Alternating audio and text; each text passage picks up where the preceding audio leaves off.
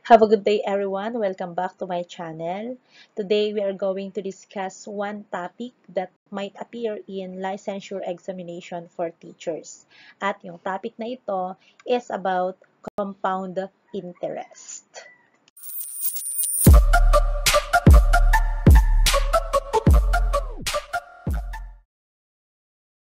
Previously, ay pinag-usapan natin yung first type of interest, which is the simple interest. Kapag sinabi nating simple interest, ang naiinteresan lang ay yung principal, kung magkano yung nahiram natin, yun lang ang naiinteresan. Next, ano naman itong compound interest? At ano yung pagkakaiba niya sa simple interest? So kapag sinabi nating compound interest, it is the interest calculated on the initial principal, which also includes all of the accumulated interest from previous periods on a deposit or loan. So, ibig sabihin, kapag compound interest, hindi lamang yung principal ang naiinteresan, kundi pati rin yung interest ay naiinteresan din. So, yun yung pagkakaiba niya sa simple interest. Kapag yung simple interest ay yung principal lang ang naiinteresan, yung compound interest, it is the interest of the principal plus the interest of the accumulated interest. So, kapag dito sa compound interest, it grows exponentially. So, biglang lalaki yung utang mo, yung amount ng utang mo kapag pumatol ka sa compound interest. So, paano natin computein yung accumulated amount sa compound interest? So, ito yung formula natin. A equals P times the quantity of 1 plus R over N raised to and T. So, yung A natin dyan, that is the total amount or that is the future value. Kung magkano lahat ang babayaran mo kasama yung principal sa kayong interest. So, that is A. P is the principal, R is the interest rate, and that must be converted into decimal. Next, N is the number of times interest is compounded per year. Kung annually ba, quarterly, monthly, o kaya ay semi-annually. Ganon. And then yung T, that is the time and that is expressed in years. So kapag months yung given, dapat i-convert natin siya into year. Yung N natin dito ay depende yun sa given. Depende yun sa compounding period na given sa problem. Kapag yung given ay yung interest rate is compounded annually, then yung N na gagamitin natin ay 1. Kapag compounded semi-annually naman, then we are going to use 2 since there are 2 semi-annuals in a year. Kapag compounded quarterly, then yung N na gagamitin natin ay 4 since there are 4 quarters in a year. And then, kapag monthly, ibig sabihin ay ang N natin ay 12. Let's have our first question. Maria deposits 10,000 in the bank at 8% interest compounded quarterly. How much will she have at the end of 2 years? A. 11,716.59. B. 13,685.69. C. 14,160.01. D. 16,162.49. So, bale, ang tinatanong is magkano yung laman ng kanyang passbook at the end of 2 years, assuming na hindi na siya nag-deposit after ng pagdi-deposit niya ng 10,000 na yan. Okay, so yung hinahanap dito is the accumulated value. So, magkano lahat-lahat ng kanyang pera at the end of 2 years. So, let us identify the given. So, yung principal natin is yung 10,000. R, that is the interest rate, 8% or that is 0.08. N is equal to 4 since the compounding period is quarterly.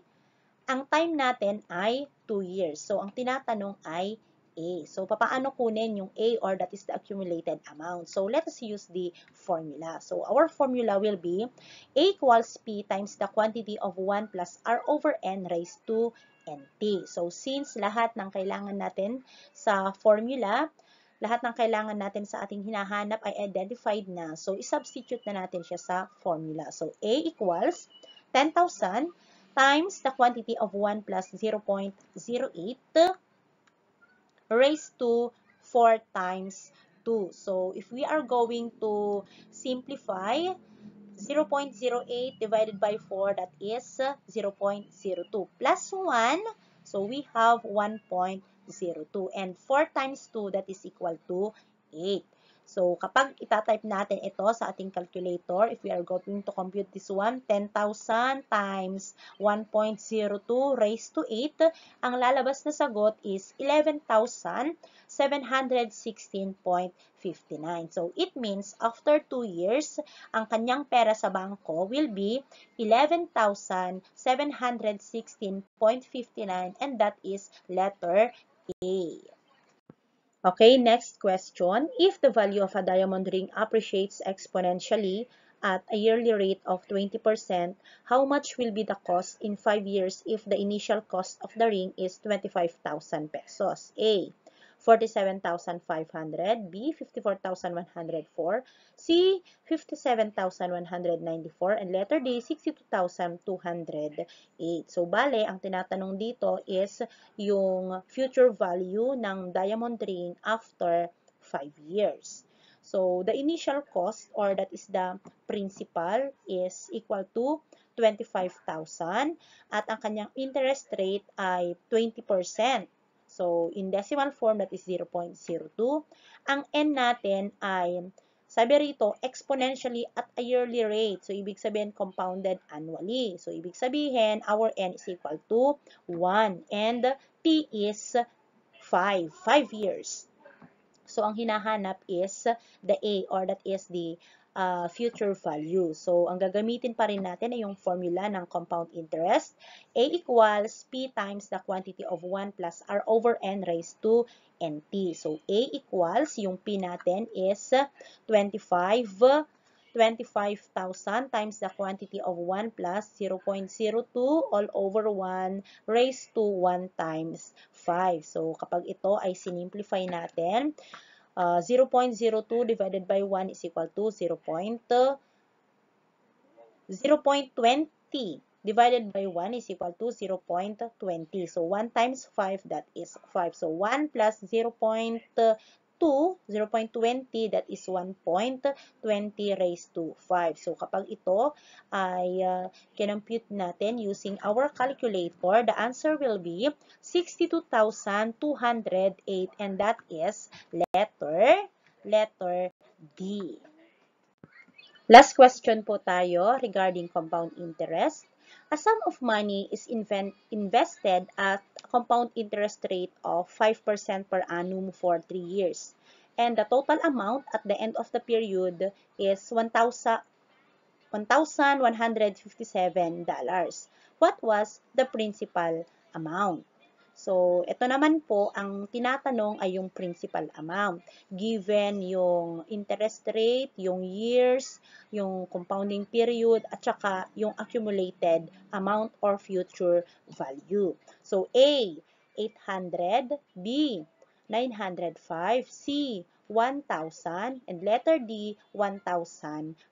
So, magkano kaya yung principal amount? So, ang hinahanap po natin dyan ay yung P, given yung R, which is 5%. Ang N is 5% per annum. So, ibig sabihin, ang ating N ay 1. Ang P natin ay 3 years.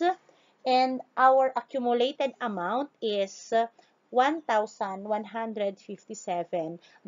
So, gagamitin pa rin po natin yung ating formula. But this time, yung hahanapin natin ay yung principal amount. So, our A is, ito po, pinalitan lang po natin, sinubstitute natin yung value ni A, which is 1,157 equals P. So, remain as P po siya dito sa pangalawang line kasi nga yun po yung ating hinahanap. So, times the quantity of 1 plus 0.05 divided by 1 raised to 1 times 3. So, kapag sinimplify natin yan, ito, 0.05 divided by 1 is 0.05 plus 1, kaya 1.05. Raised to 1 times 3, that is 3. So, yung 1.05 raised to 3, that is equal to 1.1576 So, P times 1.157625. Ngayon, ang hinahanap po natin dito ay si P. So, ano yung gagawin natin? So, if we are going to use the property of equality, specifically yung ating multiplication property of equality or the division property of equality, if we are going to divide both sides by 1.1576.25, so makakancel po ito. Makakancel yung part na yan. At ang matitira is 1,157